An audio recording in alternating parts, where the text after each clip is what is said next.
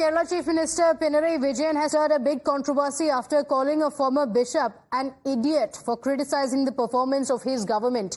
The barb targeted at G. Varghese, a former Syrian Jacobite bishop, has blown into a massive controversy with the Kerala Chief Minister facing a massive backlash. Pinarayi Vijayan was reportedly angry over a Facebook post that was put up by the former bishop. The post had criticized the Kerala Chief Minister, after which he unleashed the attack on the priest while presenting a progress report of the state for the year 2023-24.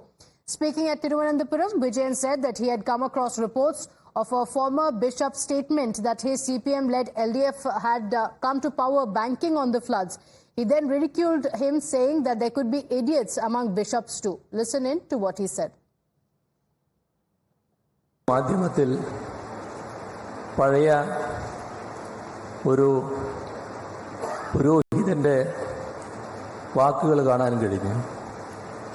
പ്രളയമാണ് അന്ന് ഈ സർക്കാരിനെ വീണ്ടും അധികാരത്തിലേറ്റാൻ ഇടയാക്കിയത്. ഇനിയൊരു പ്രളയമുണ്ടാകുമെന്ന് ധരിക്കേണ്ട എന്നാണ് ആ പുരോഹിതൻ പറഞ്ഞതായിട്ട് കണ്ടത്.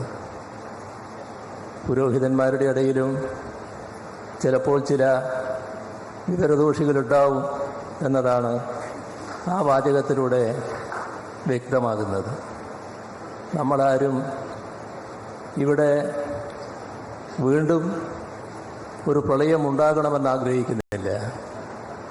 പക്ഷേ നേരിട്ട ദുരന്തം